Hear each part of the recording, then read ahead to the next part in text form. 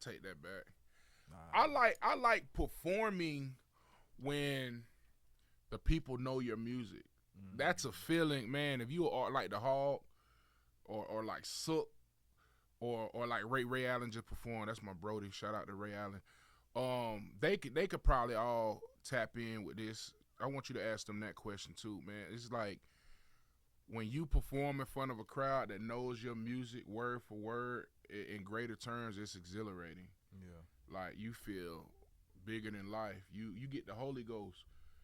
If people that don't believe in the higher power or whatever you believe in, when you get on that stage and you got the mic and you can put that mic down and they sing, you'll get a feeling that you can't describe, that you will never get experience anywhere else in life but when you on that stage and they know your music. I was tripping on the Euro, on that shit. Ended up fucking off on my homeboy bitch. I hit a jug up in Pensacola. I turned up, pussy good up in Pensacola. She turned up, I ain't lying, she was a dime. I was really out my mind. That Molly made me fuck her one more time.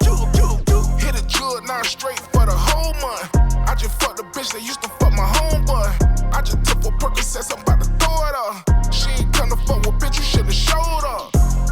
Told that bitch don't wear my tie. Healthy as fat nigga. Like, because I kind of deem myself on that shit too, you know what I'm saying? Because, you know what I'm saying, genetics is genetics. You know, you try as hard as you want. Let a couple days, couple weeks slip. You know what I'm saying? But as far as like the knowledge of it, for sure.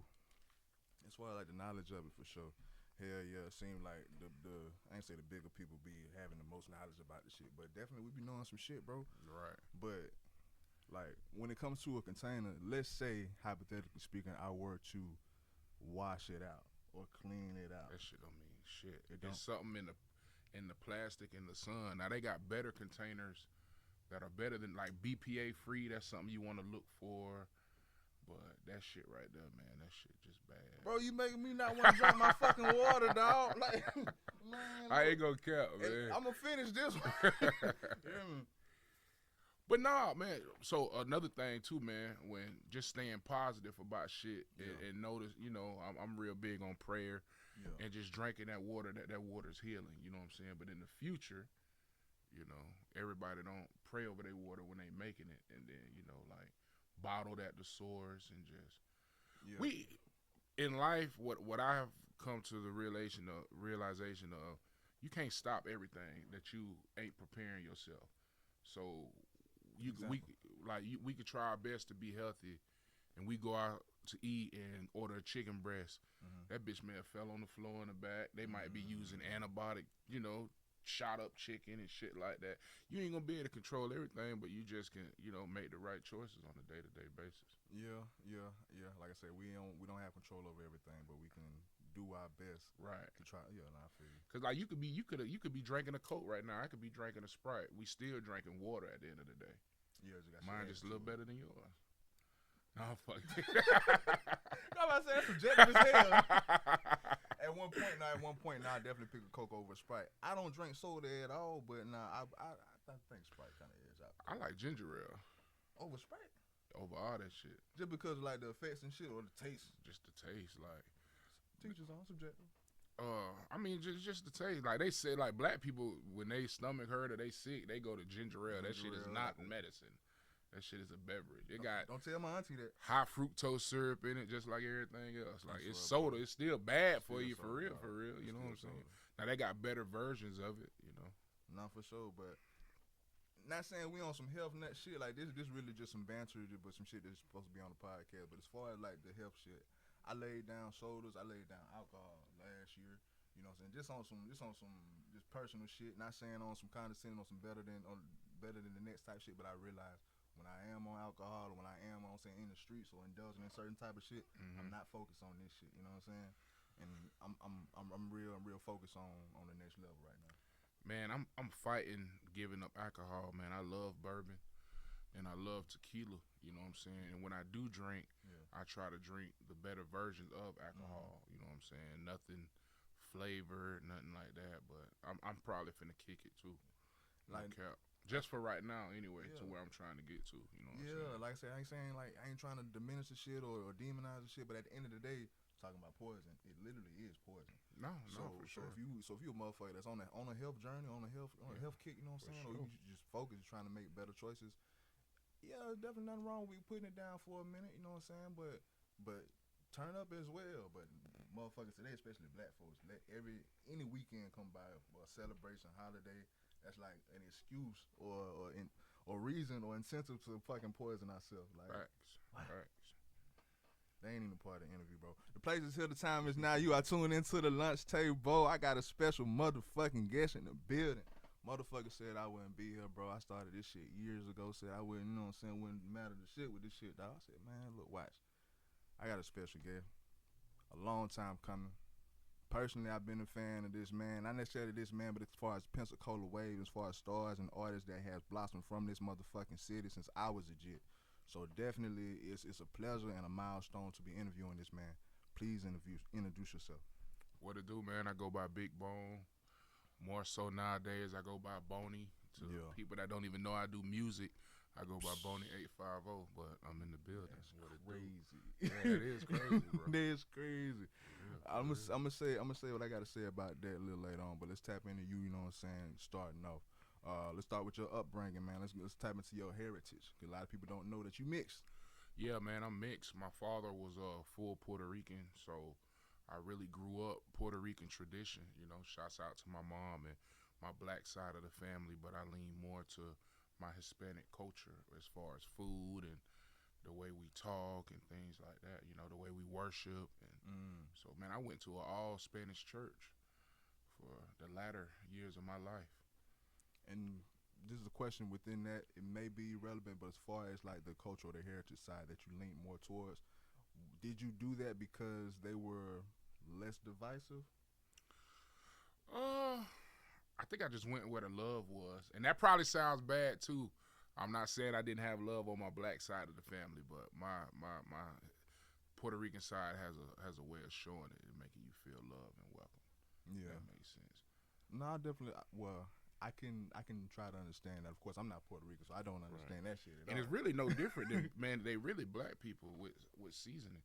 Shit, to be honest with you, you know. We are black though, like Puerto Ricans are black. So okay, would you like to school me or the viewers more about the origin of Puerto Rico?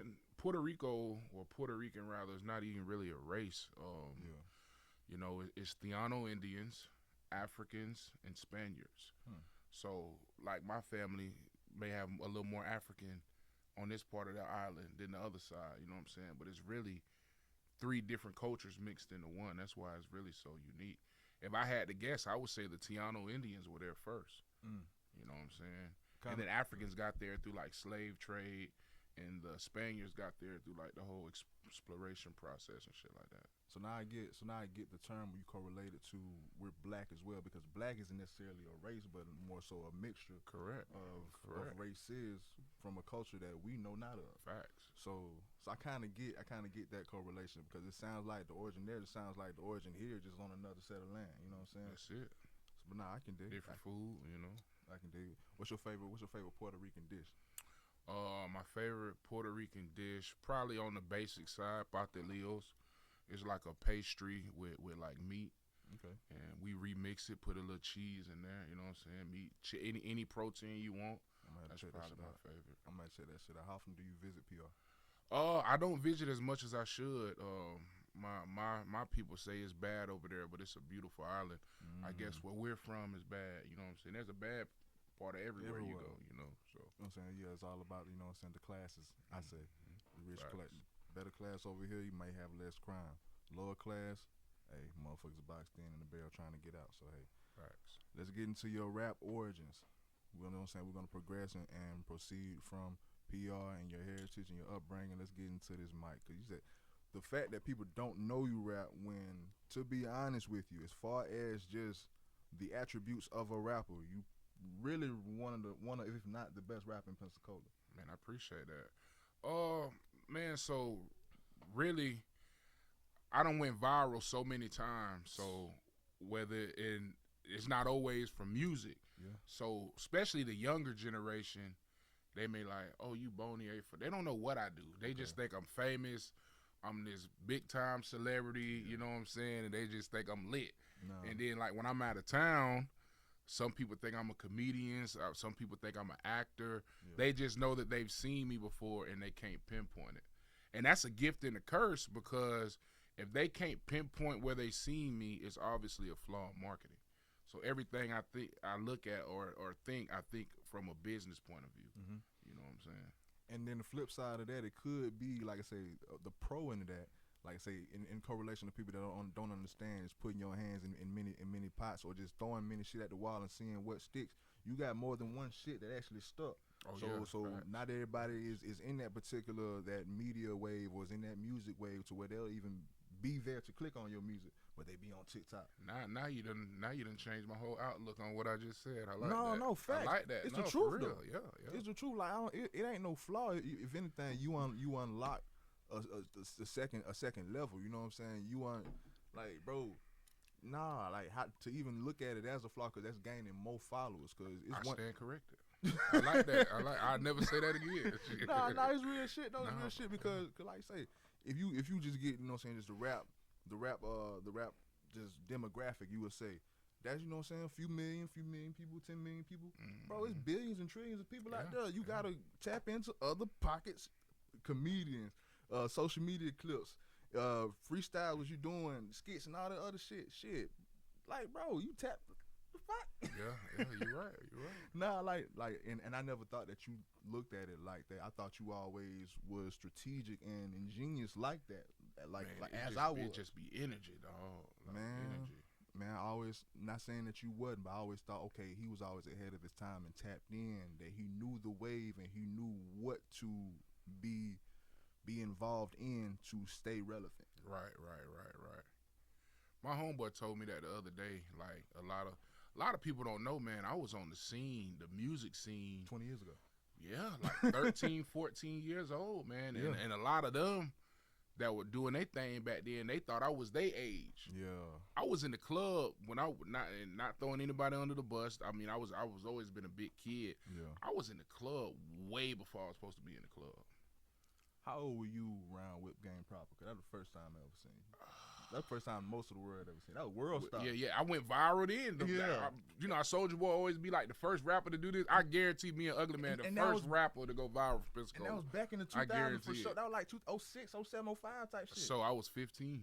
Swear to God. If that was 06, 05, I was 15, bro. I'm telling you. Like, y'all do the research, but Whip Game proper. It was 0 something. Yeah. It was 0 something, but yeah, like we thought you was their age. Yeah. Damn. Shouts out to Ugly Man. That's my real life brother, man. No, for sure, bro. Shouts out to Ugly Man. That shit, like, cause I was a kid. Cause like I'm 30 now. Like I told Thugger, like I was a demographic that like in school, y'all was our celebrities. You know what I'm saying? Cause we didn't give a fuck about what was happening at the Grammys when we were in fucking elementary and middle school. You know what I'm saying?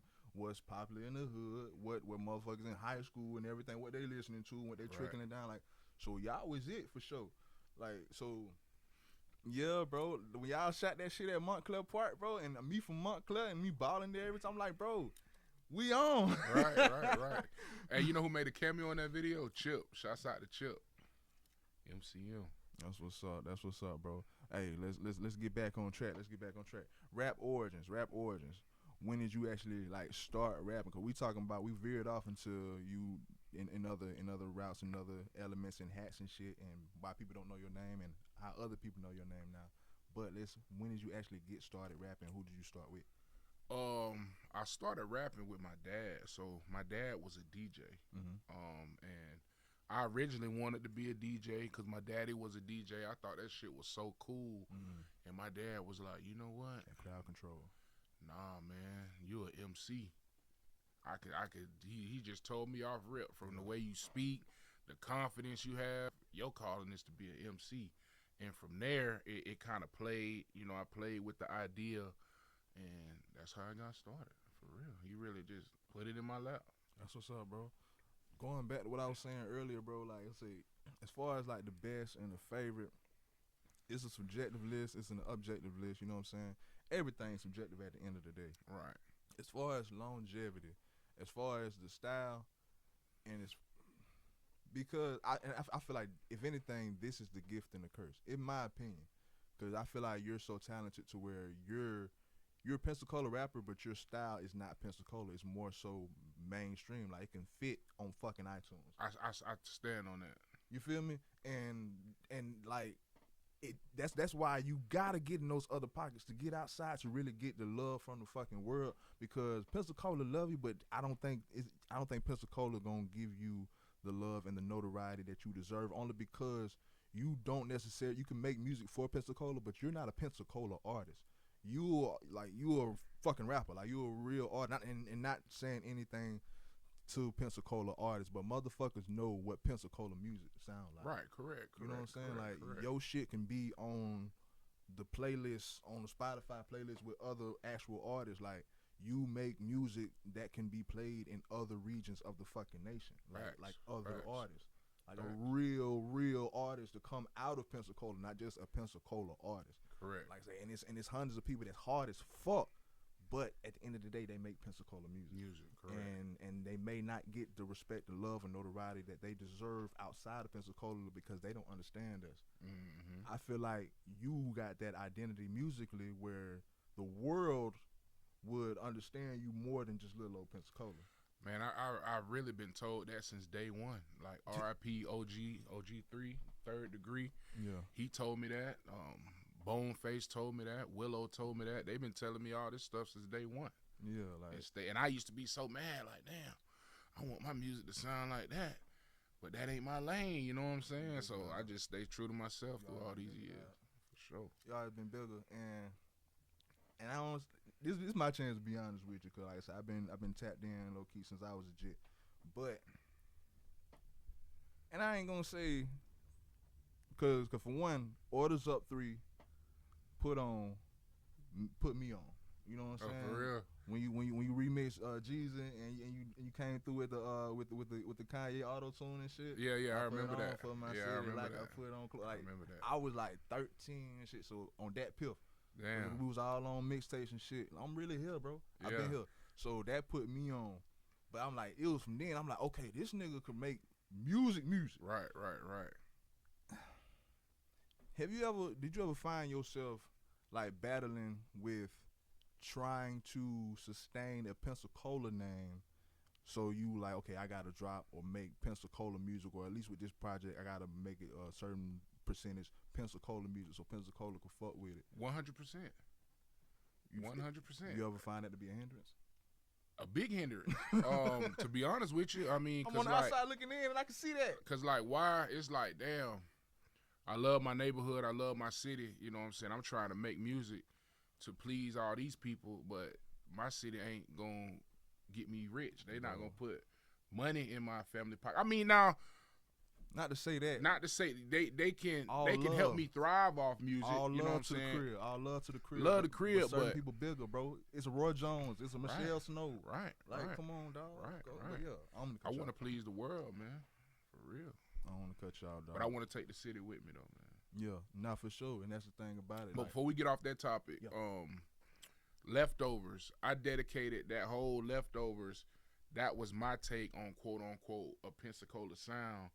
And that bitch still really wasn't a Pensacola sound, and that shit really blew me up other places. You know what I'm saying? So but that was my take of me trying to fuck with the home team. But nah, like, that's what I'm saying. Like a lot of other Pensacola artists and rappers, we find their music in the street. You know what I'm saying? Get a CD in school. Nigga, I literally found your shit on that pill. Damn. With other. Right. No, facts, but that's to say that you've been doing your shit before the actual mixtapes, or you just knew off the hand. I'm gonna hop out on mixtapes on the actual internet. I mean, I was studying the shit, so that was my whole. Whatever I see other artists putting their music on, that's why I wanted my shit. Nah, I feel that. So it was a strategic approach. I always seen that. With shit, with you being a star for like say for 2 decades now, and you actually like once you taste the limelight, very few motherfuckers go back regular, or not. You sustain your longevity, so of course you had the blessing to stay elevated. But a lot of people are one hit wonder or just a brief success, and then they go missing. Mm-hmm. A lot of people, most people, when they reach celebrity status, they have to sustain it because I can't go back to that other life. Right. You've been, from the optics, sustaining it for about 20 years now. Yeah. Look like. So with that, for one, how have you been able to sustain it? And then what are some lifestyle differences, or if you want to contrast with, I'm not gonna say common folk, but what's some preferences that you have within your life that are distinctly different from other people? First of all, 20 years is crazy. Damn, that shit sound crazy. It made me sound old. I ain't that old, y'all, but Man, damn, it made me sound old. I guess, man, what my family instilled in me, first of all, keeping God first and His favor kept me out of jail and kept me safe in the streets, and really just staying true to what I believe in, and knowing that it get greater later. Yeah. So, and just when I say staying true to myself, just me being a bigger guy, the biggest guy in the room, staying clean, getting into the jewelry, having kids, just the culture, just my participation in the culture. I think people kind of see that, and I think it just kept me thriving for so long. That's what's up. And like I say, with that comes, quote unquote, the finer things in life. You know what I'm saying? Your luxury preferences, man. Let's speak about your love for cigars. Man, cigars kind of fell into my lap. Shout out to one of my good friends, Brian. One of his close mentors is Fred Robinson from the city, and he was like, when he would travel with Fred would smoke cigars and drink cognac. So he would come around me, and I'm like, damn, I want to be a boss one day. So shit, let me try it. I hated it at first. Harsh. It was too harsh, and I started doing my research like everything else. Went into the cigar lounge, and they told me you got to start on this particular leaf and then work your way up. And shit, I love it, man. I made a lot of business connects, closed a lot of deals, all from just the love of cigars. You're laughing at me, dog. 21 years old. I'm thinking I'm doing some big shit. I go to the corner store. Got you. What you got with them punch motherfuckers? Man, it wasn't no flavor, but it's the fact there was a motherfucker at the gas station. I got a cigar from the gas station, bro. Right. I forgot the damn. No, Punch is the brand. I forgot. It was damn near 10 years ago. Really 10 years ago. But the fact that I got one from the gas station, it was so bad. I'm like, I'll never do that shit again. That was my last time really smoking a cigar, because I got a bad one from the gas station. Did you inhale it? Yeah. That way you fucked up. I know how to smoke it somewhat now, but like I said, I'm cool with weed. I'm cool, you know what I'm saying? Yeah. I'm on weed here. I'm going to get you on one you'll like, man. That's my gift to you. I'm with it. I fuck with it. But around what year did you tap in, and are you partners, or do you plan on partnering with any type of cigar brands of your own? I think you should. Man, I'm not tapped in directly with anybody, but I want to say probably 2013, around there is when I probably started indulging in the habit.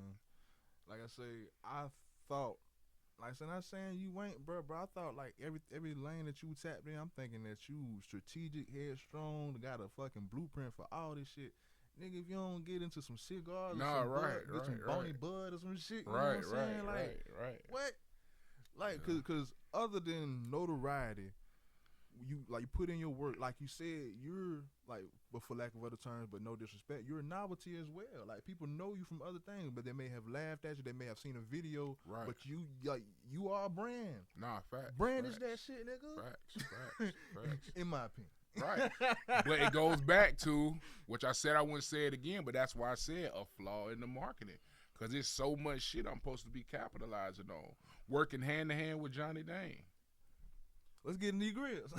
So just like, a lot of people just know me from doing grills, and then be like, damn, bro, you rap. Or I was scanning on your page out of town. You know what I'm saying?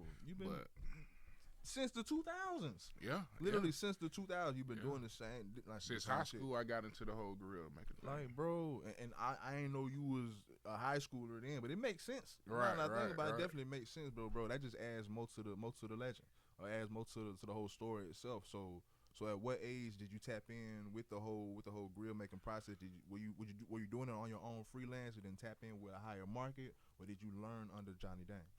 I didn't learn from Johnny Dang, so it was a couple people in the city doing grills. Like Tay, he was a little older than me.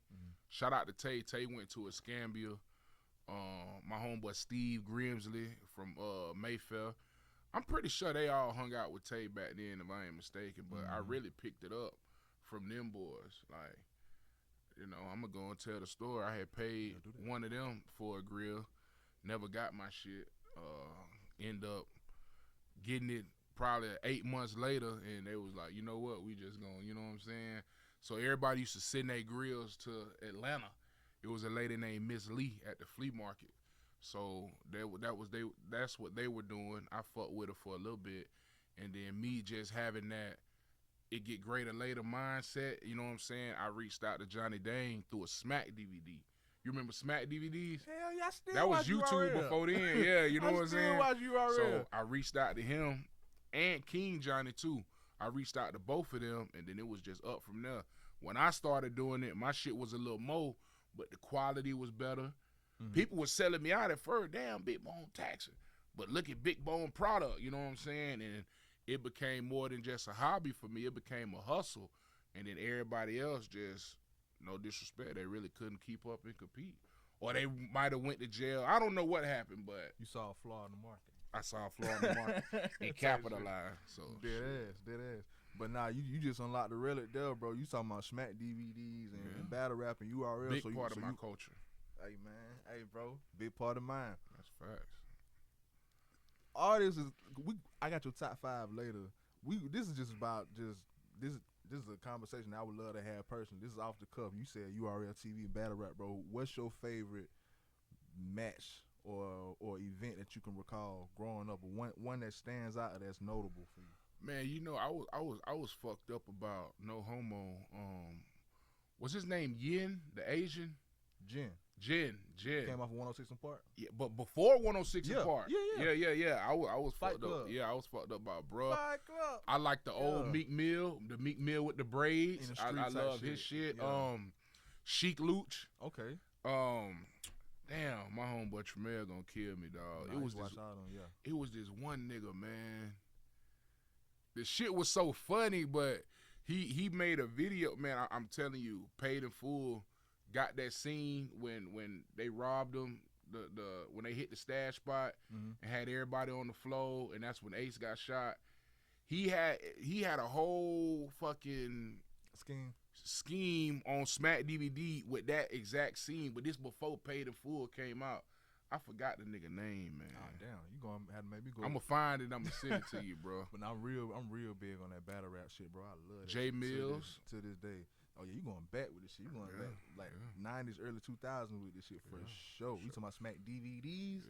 Yeah. And it's a lot more I'm missing too. And those just like the bigger names. There's names that's on there that was fire that never went mainstream. They just straight battle rap. Yeah, you talking about the pioneer. That's why I was like, when you talking about the DVDs, I wanted to go back with this shit. Cause you talking about today, niggas, hundreds of battle rap. Oh hell yeah. And they all fire, bro. Like the game didn't evolve like damn near basketball. Nah, But nah, you unlock the relic. Let's get back to this fucking interview. I just wanted to get your opinion on that, bro. Let's talk about this new fucking album. Oh yeah. I heard this album, dog. For one, can you introduce the name of the album and when it's supposed to come out? Man, I ain't even gonna lie. It's supposed to drop Memorial Day, and the name is up in the air. But I'm leaning more towards the coming. But I think I'm gonna stick to the date. Okay. All right. To be continued on that. I'm gonna, for sure. Definitely dropping though. Yeah. The name is up in the air. Other name is Sons of Trap, because I'm fucking with this whole motorcycle movement right now. Like Sons of Anarchy. And then exactly, I get it. But Sons of Trap, you know what I'm saying? I'm gonna show you the logo in a minute. And then Hellcat Boney. Okay, that's later questions. But in reference to the album, bro, how long did it take you to actually curate all the songs and press done and on the completion? It really took a long time, man, because I probably got 100 songs, if not more, and it was a very difficult process of picking the 15 or however many I put on there, which everything is gonna be released accordingly. But it took a minute, man. It took a minute. As far as, like, say, range wise, give an estimate, years wise, like years. I'm gonna say about 3 years. Like I said earlier, I think it's a couple tracks that I may have heard or referenced before, but hearing them in their completion, I'm like, oh yeah, this shit right, this shit right. Personal favorite track on it would be Diamonds. Okay. A lot of people fuck with that record that I've heard it. That's my personal favorite, but I feel like Whole Month is the hit for sure. Oh, you like Whole Month? For obvious fucking reasons, dog. Right. Bro, how was when it comes that's to the remix. Oh, okay. With Boosie. Yeah. Okay, so how was it? You know what I'm saying, getting Boosie on the track? Were you all in the same studio? Did you have to send it off? How was that? It was fucking horrible, to be honest with you. I ain't gonna sugarcoat it. Shit. Shouts out to LD for making that play. We just went back and forth on the numbers, man. I ain't gonna cap. Boosie saw me, and Boosie was like, "Damn, this nigga need to pay more than what I told him." You know what I'm saying? That came out his own mouth. And I heard it, man, as Lil Zay could contest to the story or add his addition into it. But I thought you was a struggling artist. He gave you the struggling artist rate. Correct. He saw you wasn't struggling. Correct. Like, this nigga good shot. So his management is dope. You know, he's a dope person. No, I ain't taking nothing away from him, but yeah, that whole ordeal was a little shaky. Yep. So just as far as the bread, but as far as like, were y'all actually in the studio together? Yeah. So we was in they gonna kill me. I forgot the name of the studio, but it was Stop Snitching 30. Shouts out to 30 and Pope. Hit Factory. I ain't forgetting no fucking name. You thought I did. We was in the Hit Factory over there on W Street. Yep.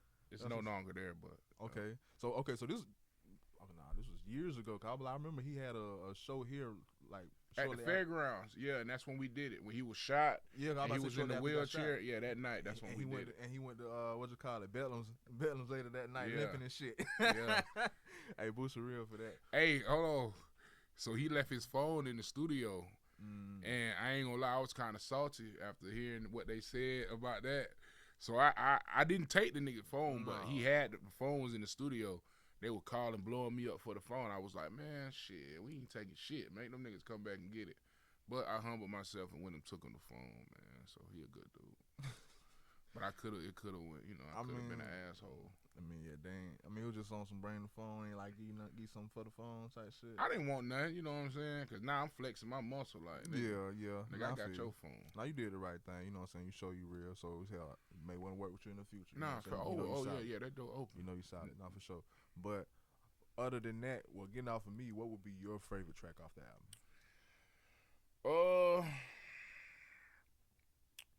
My favorite track on the album. That's a tough one, man. I really like it all, but what resonates with me the most, probably Inflows. That stands for Montclair Flow. Is that the one? Is that the Boney Flow? Yeah. That's okay, I was calling it Boney Flows the whole time. Oh yeah, I fuck with that. I fuck with that too. Okay. Yeah. And you got the pre, so you know what I'm saying. Things may change as far as names and stuff like that. But okay, so we said Inflows threw me off. I'm like, I know Boney Flows. Yeah. Okay, but yeah, so that's your favorite one. Yeah, I think so. That's what's up, bro. Yeah, cause I'm in my element, man. I'm, I come from when I first started, I loved no hook, just going in. I didn't start out making songs. That became a talent. That as I sharpened, my skills, I was able to tap into the whole song making shit. So yeah, like I said, I found you on mixtape. So as far as like, you know what I'm saying, just the structure, the structure, really ain't no structured standard when it comes to mixtape music. Right, it ain't. Yeah, you just go. Drop that shit. You feel me? But yeah, when it comes to other shit, which I feel like you got all the tools and attributes for the other shit. So like, let's finish that thought. If I didn't finish that thought earlier, when it comes to Pensacola artists and like how you separate, because you rep the hood and you for the crib, but like as far as your attributes, your lyricism, your subject matter, your schemes, your metaphor, like bro, like you really on another level with this shit, and you been that. Right, like right, on right. like no dick riding shit. Like no, that's just being objective. I tell everybody how it is. You know what I'm saying? If I fuck with you, I fuck with you. If I feel like say you cool, you cool. But nigga, you can rap.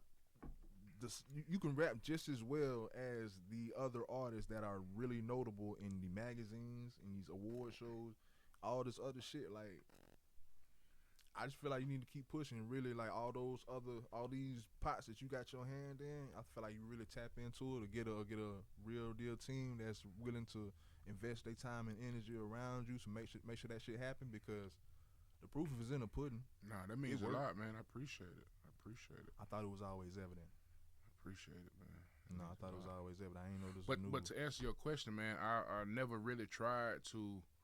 I never went in the studio and said I'm gonna sound different from my peers, or I'm gonna try to sound like I'm not from Pensacola. Mm-hmm. I don't write, so it's God given. So however I get in there and Spade probably recorded 90% of my music, you know, from back then up until now. So if Spade feed me a beat, or if I get a beat from another producer in the city, or if I grab a beat off the internet, sometimes I'll keep it to myself as far as how I'm gonna format the song, or sometimes it's on spot. But it's energy, bro. It's how to make. I know if I like a beat within the first 15 seconds, if I can make a song on it. I can rap on anything, but for me to be comfortable and drop some fire shit, I'm gonna know within the first 15 seconds of the beat coming on. What you just said is like key to my whole point. You can rap on anything, right? And you can like make the shit sound official on damn near anything. You know what I'm saying? Like you can do your regular voice. Not saying, of course, around the 07 and around the late whatever years. Of course, it was this big campaign on auto tune. You know right. Jay-Z had the death of auto tune, but it was apparent, nigga, that shit was hot. Right. That shit was hot. But it was some people that was doing it like, nigga, why you doing this? There was some people that knew what the fuck they were doing. Right. Bro, you always, it seemed as if you always knew what you were doing in the studio and with music for 20 years. I made other niggas, rappers in the city, feel comfortable to use auto-tune. Because they weren't using that shit before Boney. And big shots out to Spade. Spade was an Atmore. Spade was really doing the shit. You know, he the one really put me on it and helped me tweak my voice. But niggas around here weren't fucking with no auto-tune. It wasn't. It was like, bro, just get in the studio, set to a certain EQ, and just rap it twice. And you sound like two people rapping. And I hate stacking my songs. I hate that shit. Motherfuckers used to stack they shit 5 to 7 times. I'm one take. I want my shit clear like Drake. That's what I should tell Spade all the time. If you need to, duplicate the fucking tracks. Right. Run the shit out. But I'm not finna do that shit. Like, you gotta do it. Yeah. Bro, like, cause I got some age on me too, so I came up in things. I had my little years doing my shit, and I used to be in the studio back then too. Okay. Motherfuckers be like, nah, you gotta, like, nah, I ain't gotta do that shit. Like, you hear how that shit sound? Right, Opposed to how this sound? Your shit sound like a choir. It sound like it belong in, it sounds regional. Right. I'm gonna say that, and that's me being respectful. It sounds regional, and like won't go past this region, dog. Right. Like, bro, y'all don't hear the fucking difference. I'm gonna record the shit once, clear. We gonna duplicate. That's pass. But no, definitely. I always said this shit, and that's always been like my riff with other people that I used to record with the shit, because I hated it stacking. I hated doing that double shit. I do in and outs and ad libs, but I ain't really like doing them either. I feel like you need some of them sometimes. Yeah, but sometimes, you know. Yeah. That's why I always wanted to like be the big crit and J. Cole's motherfuckers to do everything, but that is tedious. Right. And that's a universally worth of working with it itself. And this shit is simpler. Yeah. Right. So that's why I'm doing this shit for now. You know what I'm saying? To like, you know what I'm saying, build that foundation. But let's get back to you and your luxury lifestyle and your Hellcat addiction. Hellcat addiction. A lot of people can't say that. People can say they got a car addiction. You know what I'm saying? Buy different cars. I got a bike addiction. You got a preference. Hellcat Dodgers. Hellcat Chargers. Man, that's just a blessing to be able to afford those type of things. But I'm heavy on the car culture now. I do love Hellcats. That really made me, since day one, it was a Challenger. That shit really made me fall in love with high horsepower, supercharged vehicles. That was the first supercharged anything I ever owned. And, yeah, man, I'm tired of them now, man. I want to be supercar Boney. So that's what I'm aspiring. Okay, well, shit. What would be your dream vehicle at this time? Because a lot of people dream vehicle will be something that's probably got dust on it in your driveway. Man, I'm a big new school fan. I respect all builds. You know, I'm gonna go on air and say that, and I don't really believe in dream vehicles because I feel like everything, if they make it, it's obtainable. Mm-hmm. But I would like to have a SF90 in my near future. Mm-hmm. That's a Ferrari. Okay. For those who don't know, I didn't know. She's type of nigga like me. My dream is still a Rolls Royce. That's a good dream, though. Oh, yeah, I want to Phantom. That's a good dream. Yeah, but like I say, it's like you just said. I feel like it's obtainable, and then once it's obtainable, once I obtain it, next. Right. You know what I'm saying? Right. That ain't it. Like I'm telling my homeboy, he just got an Avalanche. I'm like, he's like, that's my dream car. It's done after that. No, he said once you get an Escalade, it's done after that. I'm like, bro, there's a lot more shit out there. There's a lot more shit. Some people, and kudos to them, some people are finer with the smaller things in life, or things that, you know, don't really matter, like cars and stuff like that. You know what I'm saying? Once you get to playing with them M's and you get to a certain tax bracket, you may not even like the car. The car is more so a sign of status. Yeah. That's what Buddy just told me at the cigar shop. Like, it's you know, they don't wear designer clothes, or you ain't even gonna know they rich as hell, but they gonna have a status car or a timepiece. Yo, well, watch. I was about to say that's why I learned. I say I came kind of naked today, but I learned that shit. You know what I'm saying? Really, like say status shows with your whip or your watch for sure. Mm-hmm. But nah, like I was telling him, bro, for sure. Like, and then with his particular talent, I see big future for him. So like, bro, you gonna be seeing yourself in something bigger than all that. Like, definitely. What I was gonna say is, as far as price and value, because some things have a price, but as far as personal value to people, because like I say for him or for me personally, if I grew up liking this particular thing, then I value it like crazy. And that's heavy in the car culture too. That is the car culture. Mm-hmm. You can't put a value on what you like. You know what I'm saying? Some people may want a 1987 El Camino because they daddy had it or they brother had it that got killed. You know what I'm saying? And they want to bring back those memories. So that is the car culture. Shit, you really just do you. That's what's up, bro. Other than Hellcats, bro, you in the bikes and everything too, right? Yeah, man. So I used to be a big sport bikes guy. Listen, I'm a fat dude, but I like fast and little shit. So I used to love, I still love them, like ZX14s, crotch rockets. I thought Hogs or Harleys was too, you know, for older people. But now I love a Harley, you know what I'm saying? So now I'm in my Harley phase, and I wear my biker vest and my biker jacket. I ain't in the club, you know, I want to start my own, but yeah. And four-wheelers. I love motors in general. That's what's up, bro. That's what's up, bro.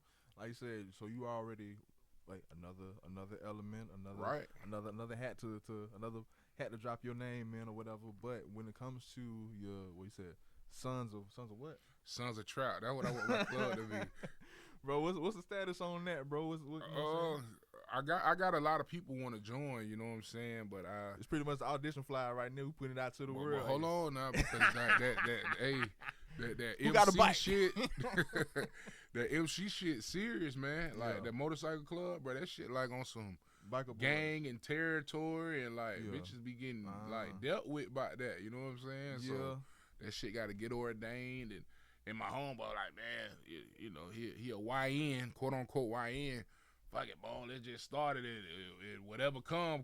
Like, no, nigga, I'm trying to get back home to my family. You know what I'm saying? Now that you say it, bro, because there's a lot of people that's quote unquote in that life who are affiliated, but like I say, gang, it's kind of like a gang because they in regular society and living normal. But they pull you to the side to have a regular conversation and they tell you affiliation, like, nigga, you do what? Yeah, and when you on that bike, for real, like, no, how you just said, it's some lawyers that they suit and boot up during the day, but when they on that motorcycle, they a whole different person. I work for a call center, and there's somebody that works at a call center that knows what I do up here, and he's a fan of my work, and he came to me on the side, we're like, you know what I'm saying, we need to tap in with the older dude.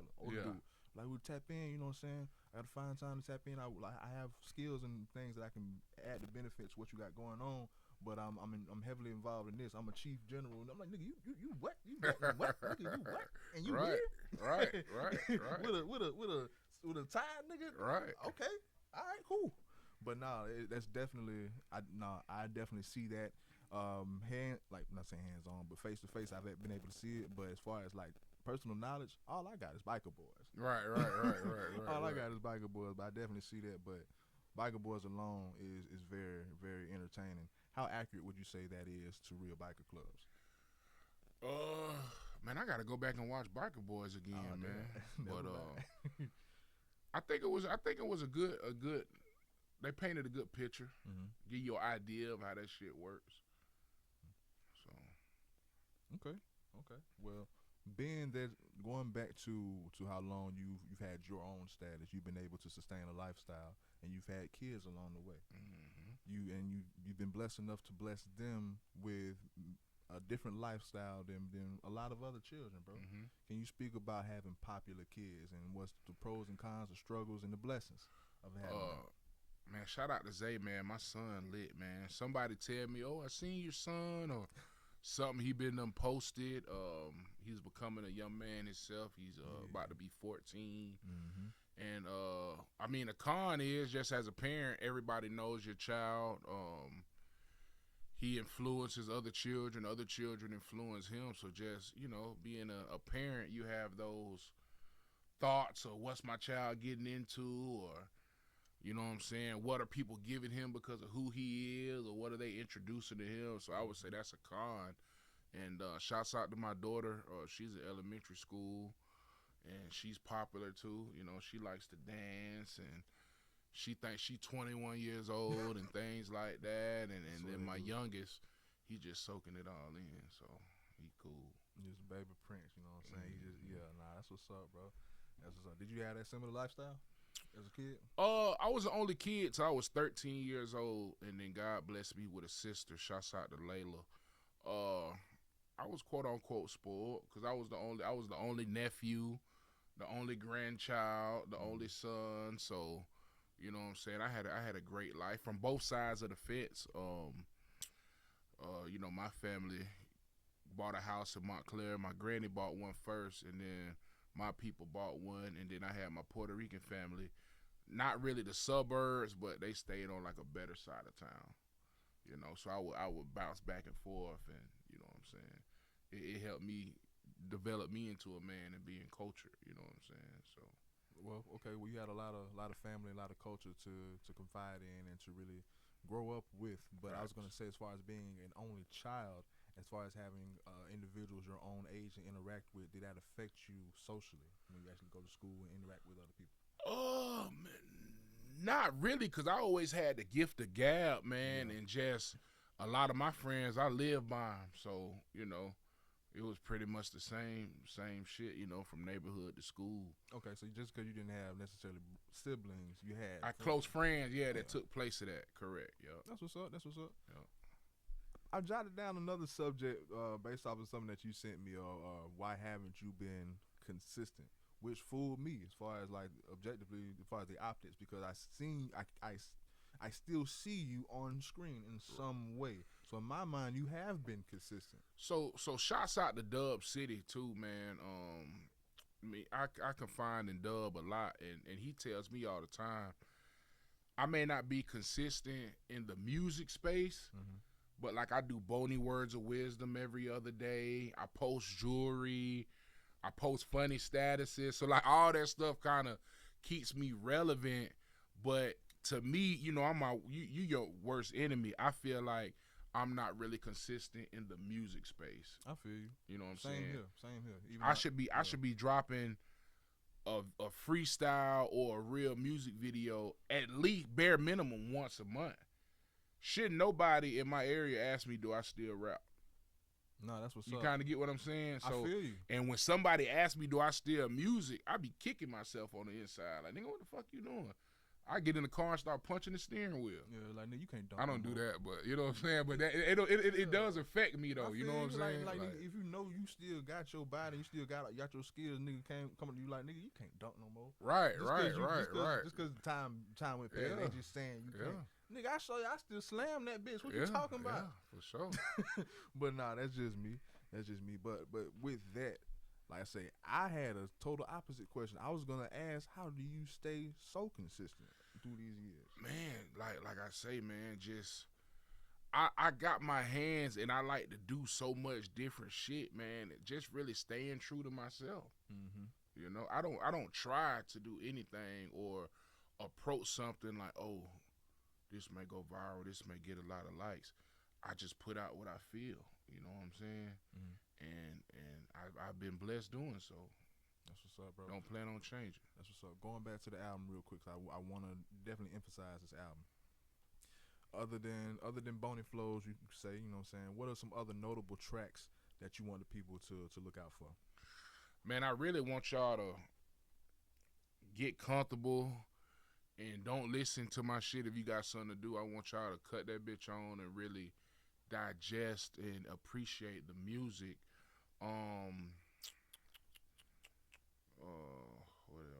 What else I like? I like Diamonds. Diamonds has, that's what I call In My Feelings music. I like 9/11. I kind of made that for the YNs out there. You know what I'm saying? Only time you fuck with 9/11 if you in a Porsche. Right. I like 9/11. Shout out to Golden Boy. I love that Golden Boy feature I got on there. So Golden, his first verse was hard as fuck. Nah. right. So like is he Golden. is he local or is he out of town? Nah, Golden Boy is he's from South Florida. He's from Central Florida. Okay. D-Land. He from D-Land. Yeah, sure. And that's like my real life partner before music. You know what I'm saying? I known Golden probably 15, 20 years. We met each other through a mutual friend in Tallahassee, and then we became good friends. So I call the song Golden Flow. So it is Golden Flow. Nah, so the term, the names is all up. I don't know what I'm gonna name it, but yeah. I feel you, but that's my reference to it. That's why I'm like, yeah. But Golden. I know Diamonds and so yeah. He snapped that motherfucker. So, but yeah, that Golden shit. Hey, y'all be on the lookout. I'm gonna ask you at the end. You know what I'm saying? If you want me to put up like a track for like an outro and then one for the intro type shit. Okay. You know, so we're gonna have our pick on that. 'Cause I really want to do that. I like For the Game too. Yeah. I fuck with it. It's not my higher tier favorite for one. Overall, you say you still got some tweaks to do with the album. I want to get my okay. So unofficial score. I give this album out of 10. 'Cause I'm honest. I give this album an 8.5 out of 10. I'm happy with that. And it's unofficial. So like I'm happy with that. You probably still got a track to put on, got tweaks to make that can make that shit. You know what I'm saying? Right. But from what I heard, that's a solid 8.5, and that's an objective fucking like feedback. And that may change after you sit with it, or it may go higher or it may go less. You know, but 8.5, I feel like I did my job. Nah, I fuck with that, and that, like I said, they ain't on no glaze, no dick ride. You know, 10 out of 10. I pride myself on being honest, and I feel like a lot of people respect that. No, definitely. And what I tried to do with this project is what I feel like a lot of artists, and not even speaking on artists from this city, like a lot of artists try to make every song sound like the last. Mm-hmm. You know what I'm saying? They feel like they find something that works, which on a financial standpoint and a marketing standpoint, you're supposed to do that. Mm-hmm. But me, I tried to drop something that if you never heard Boney, if you don't even like rap music, if you don't like me as a person, there's at least one song on this project I'm dropping that you can fuck with. And then even like more than that, you're not limiting yourself. Like you understand that you can do this. You can do this style. You can do more than one fucking sound. Right. And why limit yourself when you that talented? Right. I don't get it. But I get it, but no, I don't get it. Well, side question. And this is like in your own opinion, how you see it. What does the city mean to you, and what do you mean to the city, in your opinion? The city means a lot to me because I can't forget where I come from. I know millionaires within these city lines. I know people aspiring to be millionaires, and what I feel like I mean to the city and what I bring to the city is be yourself and don't be afraid to sound different. You know what I'm saying? I bring chasing your dreams, you know what I'm saying? Staying on task, staying out the system, you know what I'm saying? That's what I bring impact to the youth. You know what I'm saying? I bring the youth something to look forward to if they stick with something. So that's what I feel like. I hope when they bring my name up in the city, it's just positivity. I'm always rep this shit, no matter how anybody feels about it, whether you're from here or not.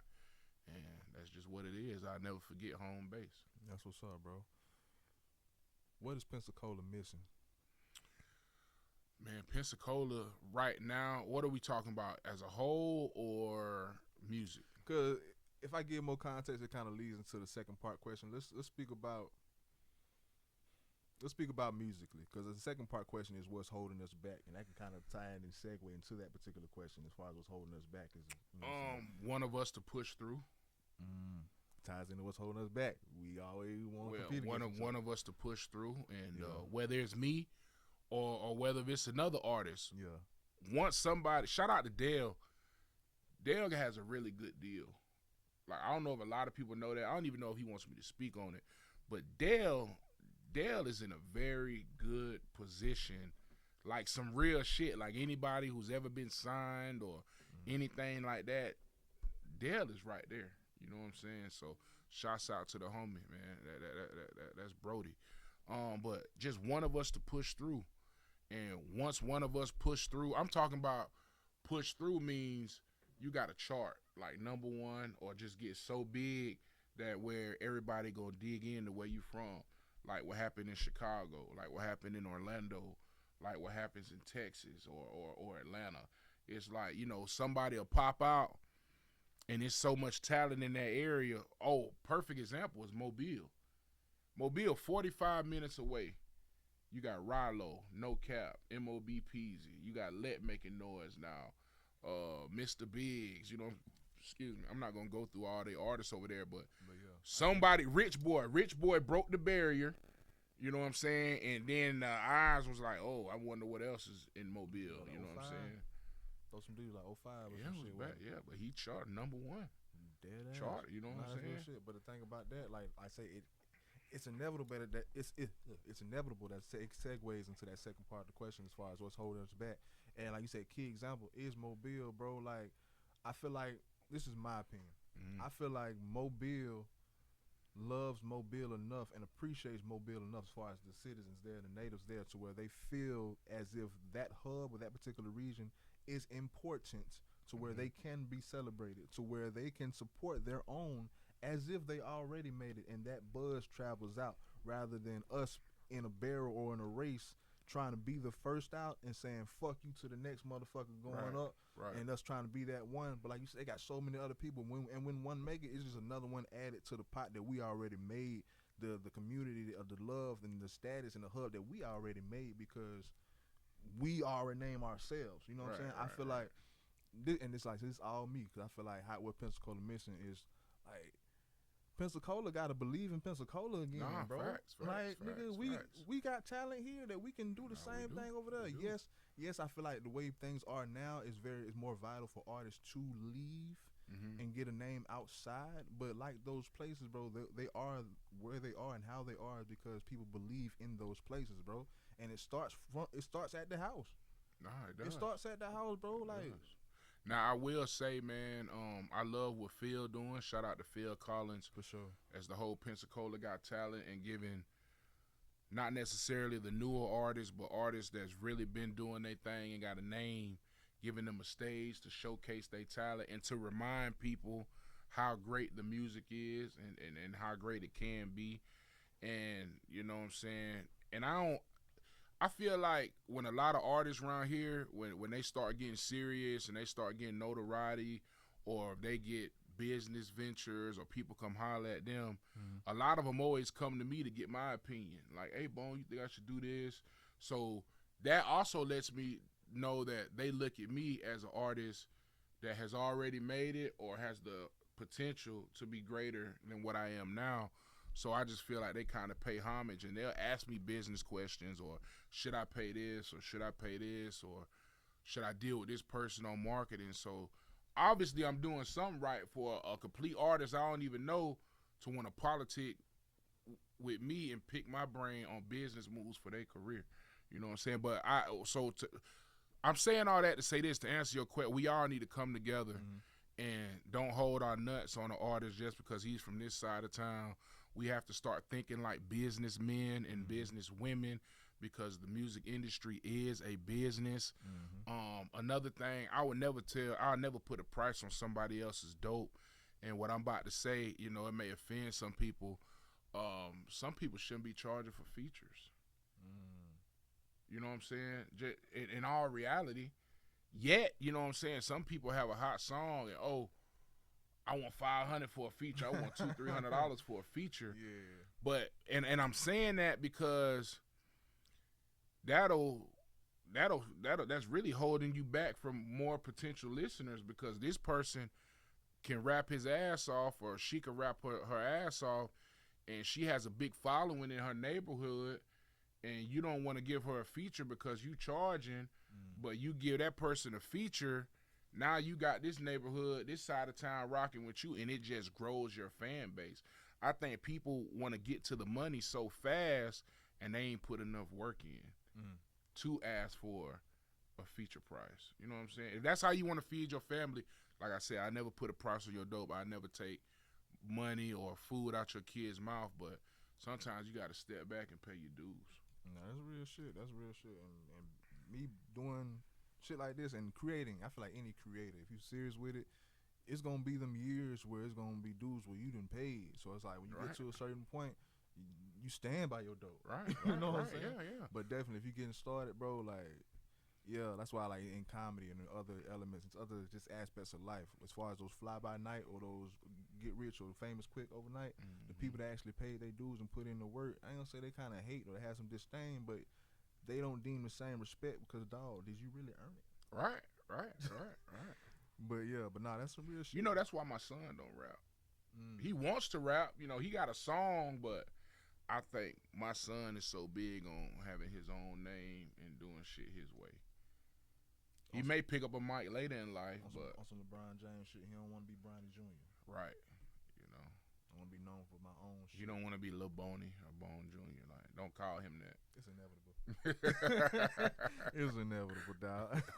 That's who he is. I mean, if that's who you are, that's who you are. Right. But nah, I definitely get it. I mean, he love his daddy, but you know, shit, he like his daddy too. Shit. Yeah. At the end of the day, we're all an individual. No matter who we came from, we're all an individual. But for sure, bro, let's get into what do you prefer more? What do you enjoy more, performing or recording music? Recording. I definitely I take that back. I like performing when the people know your music. That's a feeling, man. If you are like the Hog or like Sook or like Ray Allen just performed, that's my brody. Shout out to Ray Allen. They could probably all tap in with this. I want you to ask them that question too, man. It's like when you perform in front of a crowd that knows your music word for word in greater terms, it's exhilarating. Yeah. Like you feel bigger than life. You get the Holy Ghost. If people that don't believe in the higher power or whatever you believe in, when you get on that stage and you got the mic and you can put that mic down and they sing, you'll get a feeling that you can't describe, that you will never get experience anywhere else in life but when you on that stage and they know your music. So many artists that like when they first come up with a certain notable part of a track, they just put the mic down and let their whole business run in silence. You feel it. That energy, man, like it's crazy. I seen people cry in that moment, bro. I get it.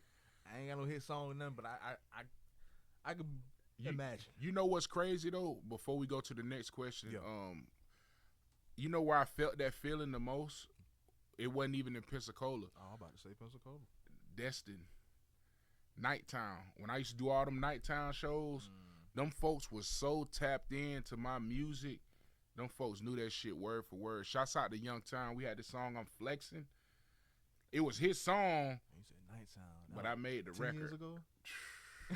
When my verse came on, bro, they went fucking bananas. Crazy.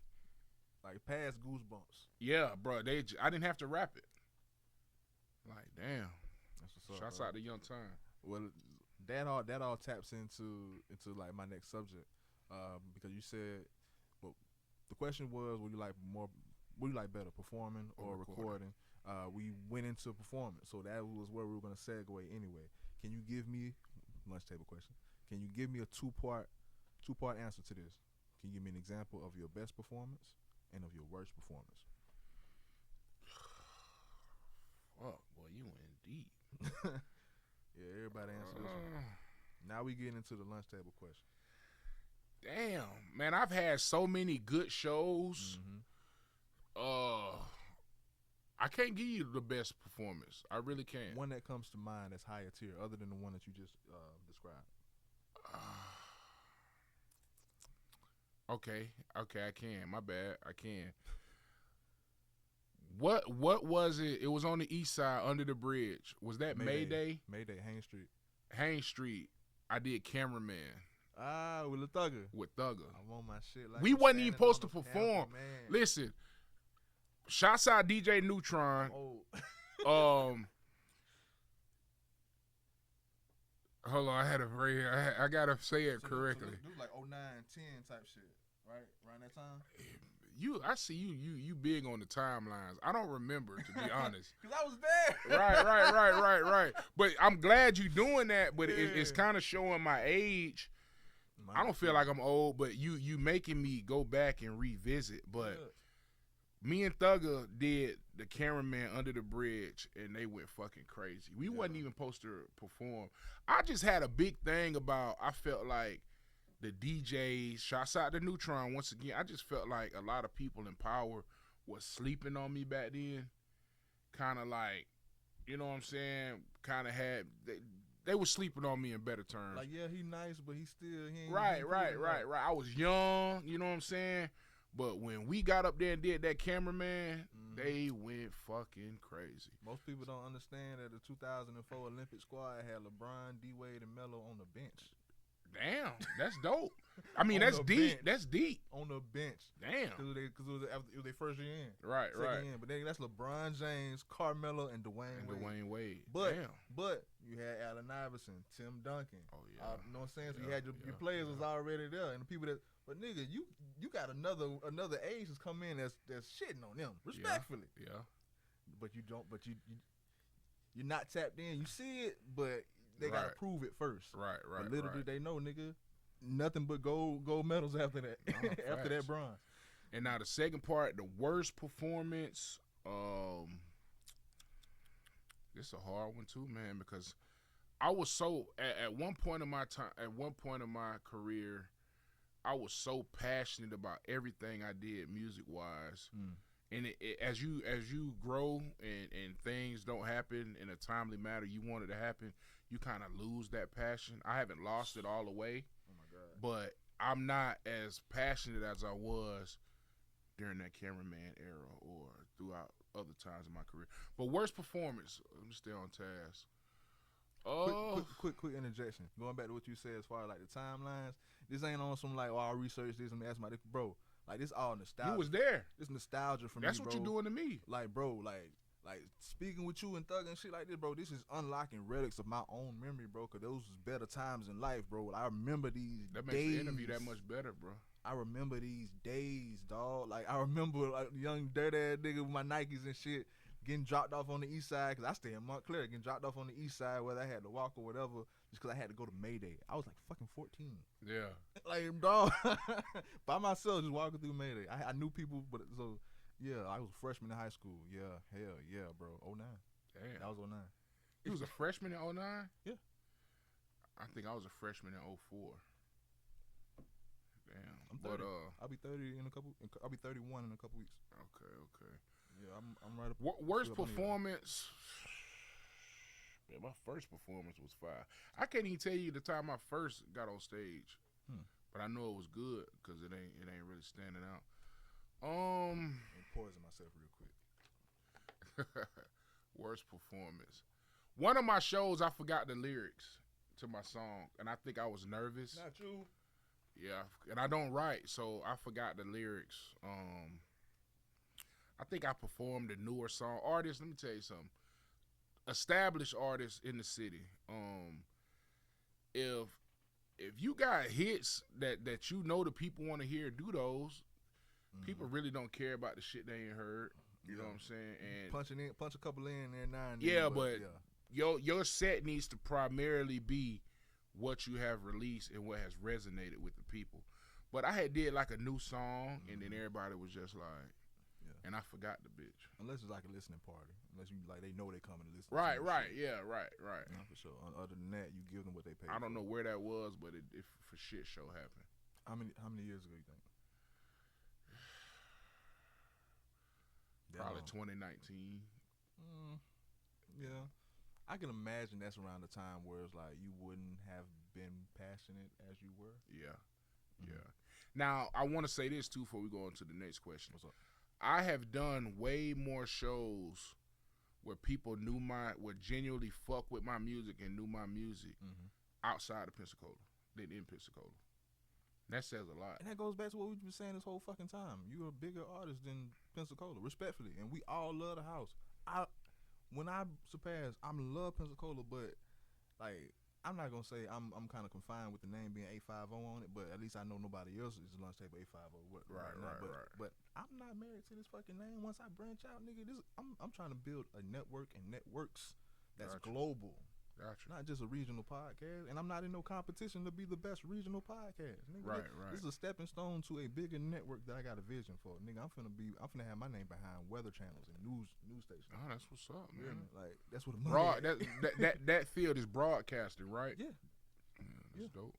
Broadcasting for sure. All this shit is broadcasting in some way. You know what I'm saying? This audio is gonna be on Spotify and Apple Podcasts. Like that's dope. Everything. That's dope. I'm tapped in with all that shit. How do you deal with your haters, and how have you been dealing with your haters throughout these years? Man, I embrace them. My daddy always tell me, no matter how much money you get, no matter how nice your car is, no matter what you got on, no matter what you do, there's always gonna be something negative said about you.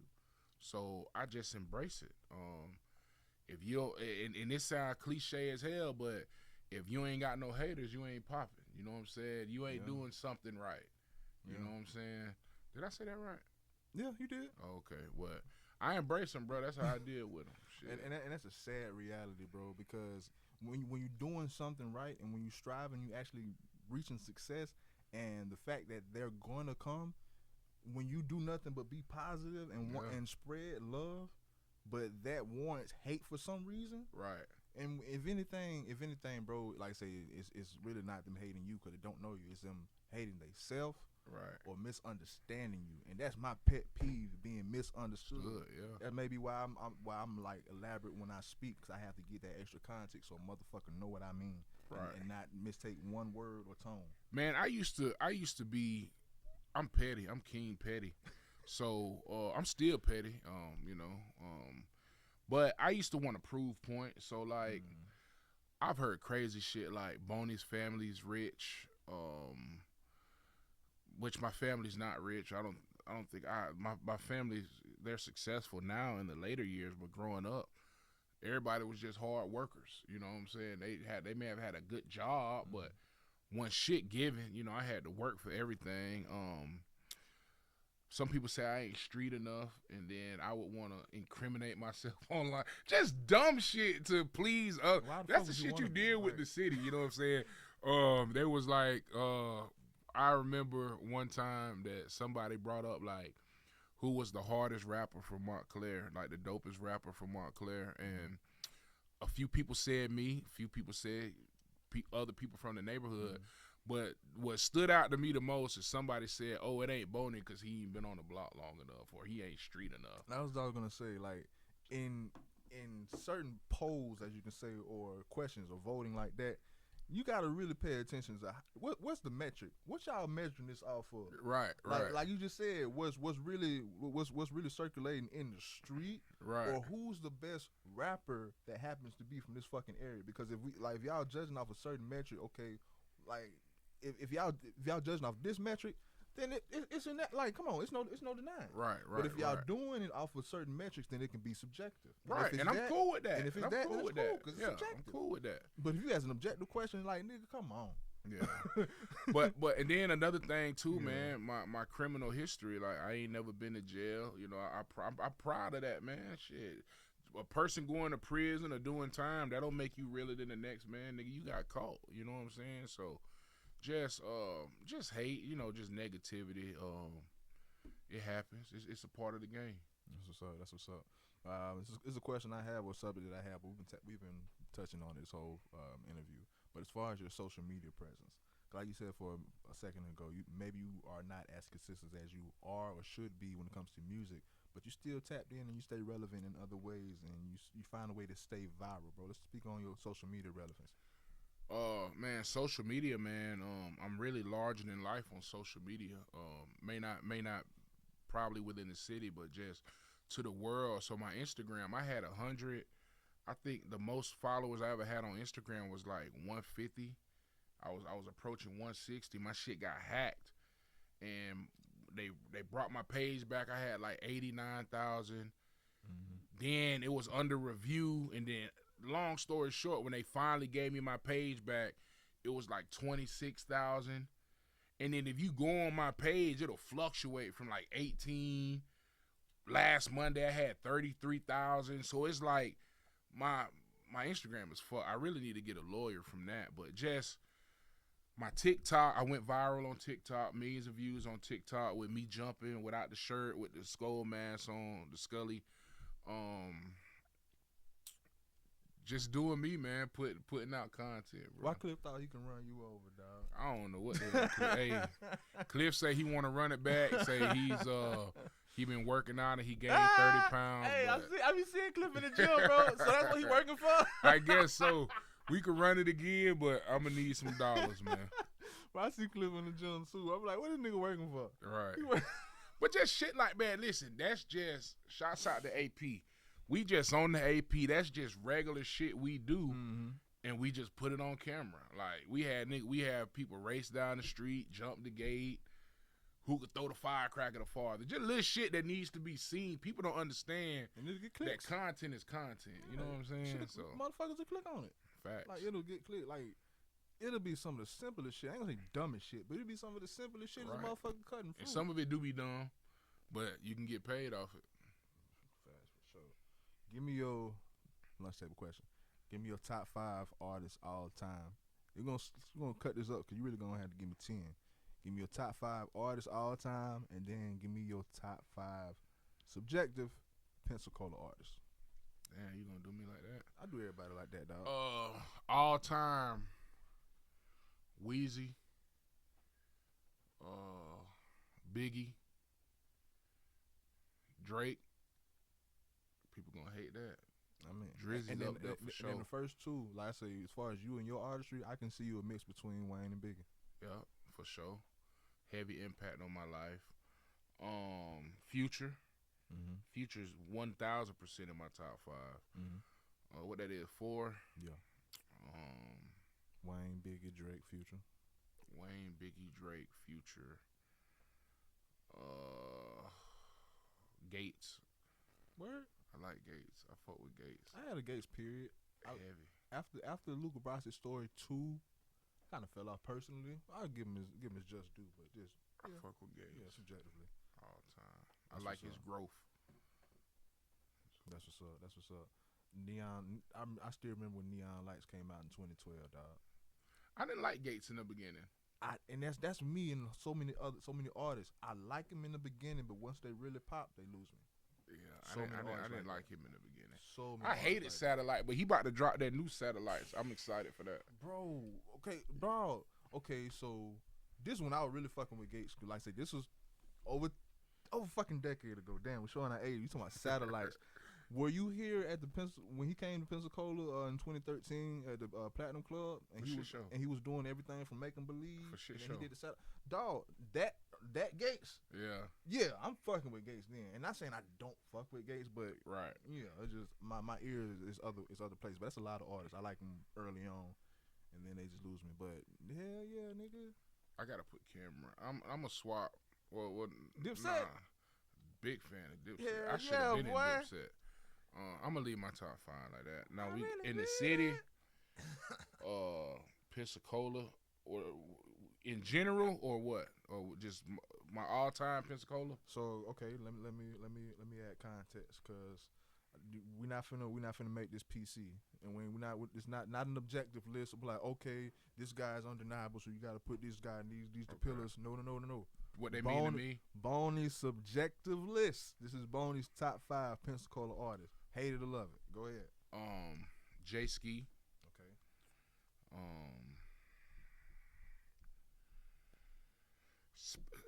Spade is on my list for sure, but I don't know if Spade's really from Pensacola, so I'm gonna leave him off. But he would be on there for sure.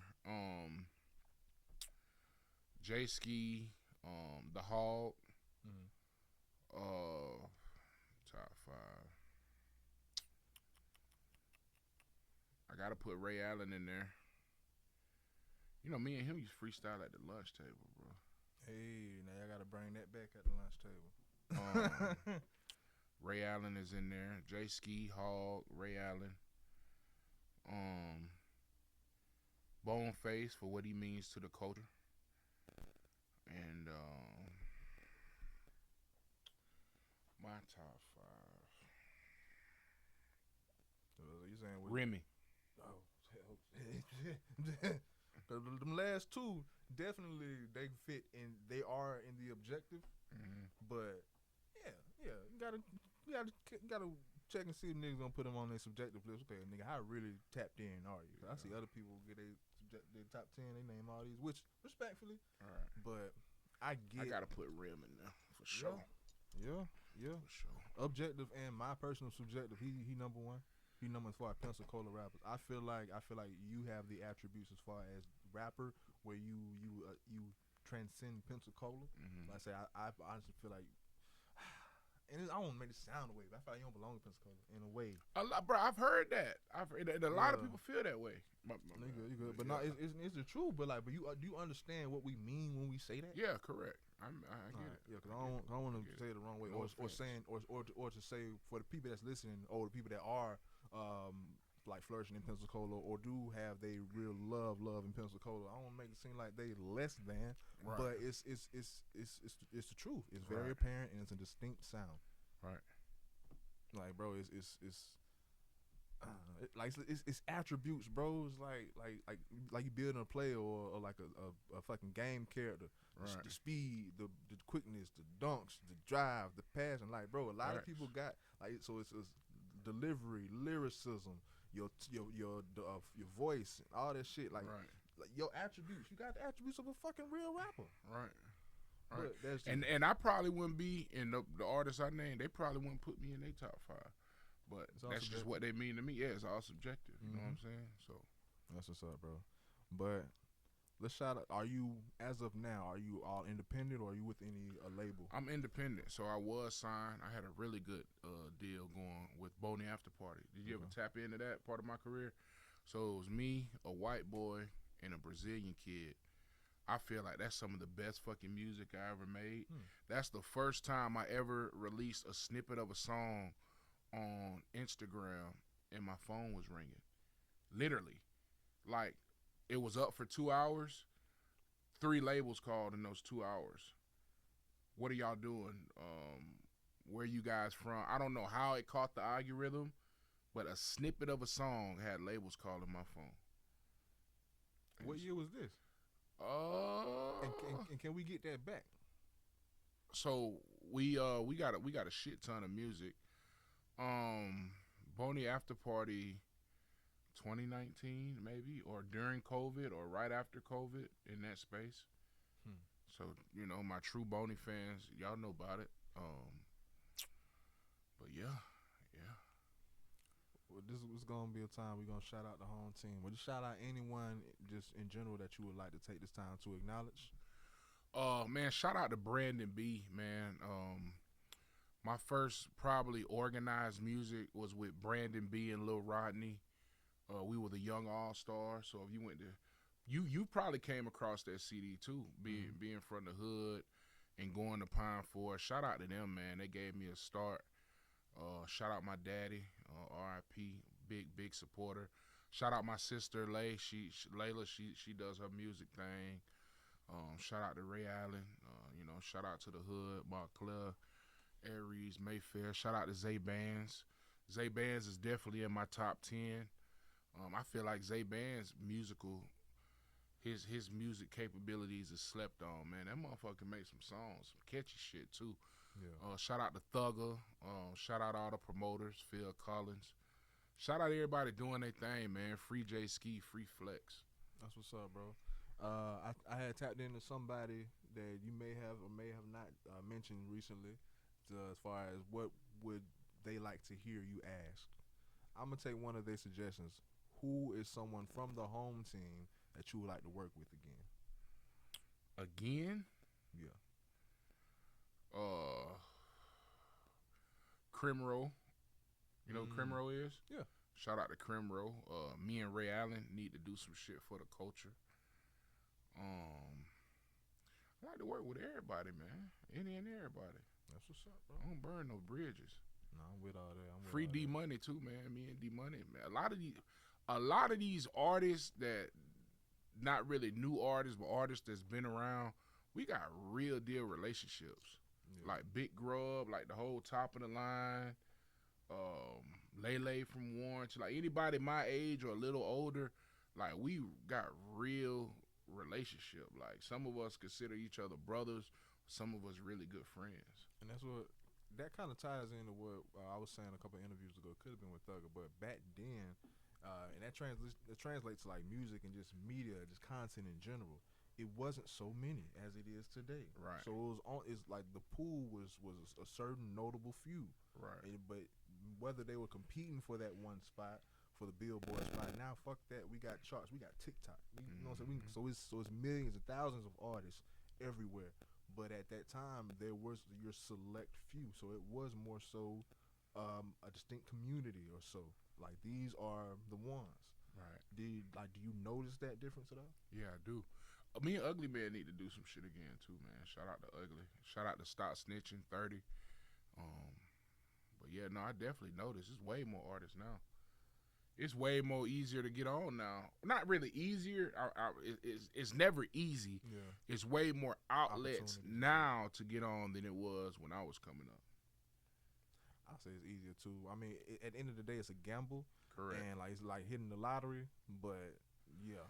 Big dog, if I took my shirt off and wore all my jewelry and went in the mall, went in the restaurants, went into the car dealership and just did clips without telling people I'm coming in there, I'd be through the fucking roof. Yeah. Through the roof. Yeah. But I get that. And I kind of get why you're reluctant on doing that, because you're serious in other aspects and other than just being a novelty. Right. But nonetheless, it's apparent you are a novelty. Right. You are a novelty, and like that's a gift and a curse. Some people try their damnedest to be some type of novelty where they do dumb shit or they damn near sell themselves to go viral. You are a novelty. A lot of people feel like fuck it, you should capitalize off that, but I understand the reluctancy because with the novelty, I'm just here to entertain you, and motherfucker, at a certain point, you may treat me as a clown. Yeah, I want longevity, man. You hear me? Solidify. Yeah, I feel that, bro. You got any questions for me? What made you want to create a podcast? I didn't create it, bro. It was R.I.P. Moby. You know what I'm saying? It was a collaborative project. It was a group. More so, I correlate it to shorten the story. Lil Wayne and Cash Money. Man, I Miss My Dogs. That song, I Stayed, You Left. It's Cash Money. I took it and made it something. Damn, that's what's up. Yeah, it was a collaborative effort. I was the young buck. And then everybody left. And then the CEO died, R.I.P. Moby. He pretty much left it to me, but in a sense of leaving it to me, this is all my shit. But yeah, he when everybody left, he said, even though I'm his cousin, but he said, nah, like you got it. I want you to stay and sustain WMOB radio. Damn. So when he died, I'm like, this shit ain't finna die. That's big. Yeah. I got another question for you. What's good? If you could interview any artist, just how you fuck me up, I'm finna fuck you up. If you could interview any artist, dead or alive, and it's your last interview. Last one? Damn, I can't interview another one after them? Nope, this is your last interview. We're not gonna say the circumstances. Who would it be? Dead or alive? Dead or alive? Because it's cliche to say Pac. It's cliche to say Tupac.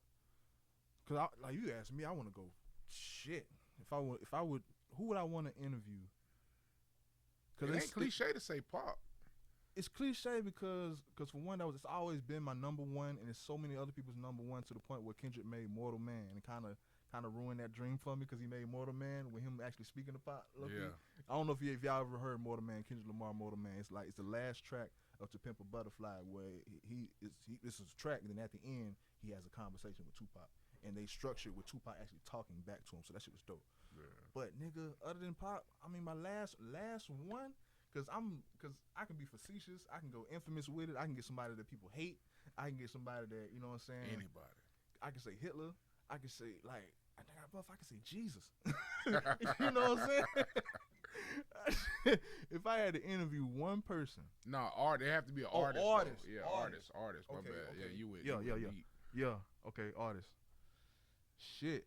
Okay, yeah, still, like I say, cliche to say Pop. Dead or alive, I'm not going to say Nipsey. I'm not going to say Pop Smoke. Dead or alive. Dead or alive. Will Smith was just on Drink Champs. I don't want to do that. And this is why this is why I'm not big on people interviewing me, because I think, right, and it takes a while. But it's good though. Iron sharpen iron. Interview though, I never had this fucking question. And the artist, yeah, got to be an artist. Cause the thing about it, like niggas like you and shit, people that had, like was my like nostalgia and shit, that I'm knocking off my motherfucking, you know what I'm saying, bucket list. Y'all was, you know what I'm saying, on my list. But shit. Cause other than that, I don't really too much praise nobody like that. Anybody died from the city that you want to work with, what you would have talked to or interviewed? I mean, I had sit downs with Rim, never on cam. I had sit downs with Rim. I still got, you know what I'm saying, like little Snapchat snippets of me. Like I was in the studio with him, you know, like doing exclusive shit because I'm very honest. And there was people in the studio, for lack of other words, dick riding, just because it was Rim Red making new music. But he was like asking for feedback, and everybody like, yeah. And I was like, not really. Right. Artists love people like you though. And he was like, everybody out. You gotta stay. Right. But that's not my answer. Damn, artists, dead or alive. And it's your last interview. And it's my last interview. Yep. Damn, that mean I'm gonna have to put my all into it, and I want people to remember me just as much as I want them to remember them. Can it be like a group interview? Yeah, artist. Long as it's artists. Big and Pop. Big and Pop. That's fine. Big and Pop. I want to do a group interview with Big and Pop, and I want to not on no corny shit, but like mediate. But I feel like I'm very big on conversation and engaging in conversation and actually picking people's brains. And we in our 30s, those were young men.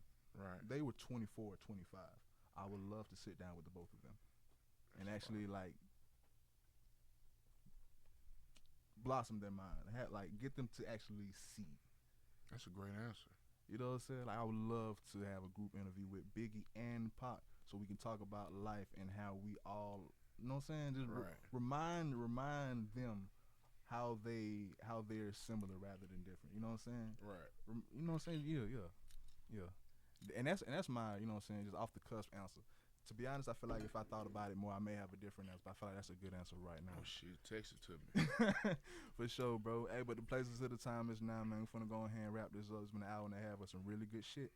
And I'm proud of myself, because this is me trying to condense it, because I ain't want to, you know what I'm saying? Right.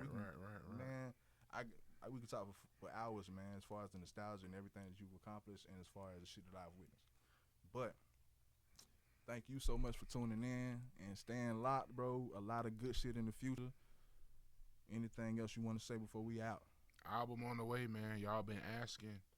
Album will be on all platforms. Check back with my social media frequently. The date as of right now is Memorial Day. That's what's up, bro. I don't know the date. Whatever day Memorial Day fall on, Boney dropping. The world gonna stop. Bow! Man, worth the cover L.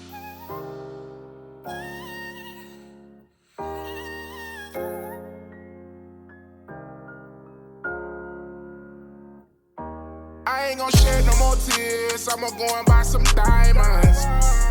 Yeah, money don't bring happiness, but if I said I'd rather be broke, then I'll be lying. Yeah, you won't understand this pain that I feel, and it ain't no use to trying. They say gangsters can't be sensitive, so I'ma shut up and be quiet. Beat that pussy till it's black and blue. I've been stressed out, can I take it out on you? Them diamonds hitting on me crazy, ain't it? I bet you wish you never played me, baby.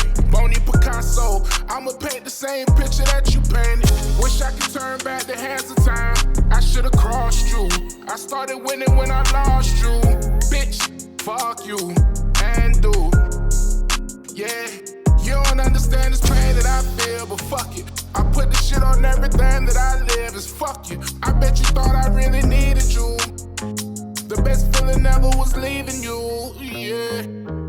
I ain't gon' shed no more tears, I'ma go and buy some diamonds, yeah. Money don't bring happiness, but if I said I'd rather be broke, then I'll be lying, yeah. You won't understand this pain that I feel, and it ain't no use to trying, yeah. They say gangsters can't be sensitive, so I'ma shut up and be quiet. I got some things I wanna say to you, woof, but instead I'm just gon' pray for you. All this hurt and I still ain't end up hating you. I wanna thank you cause you made my feelings bulletproof.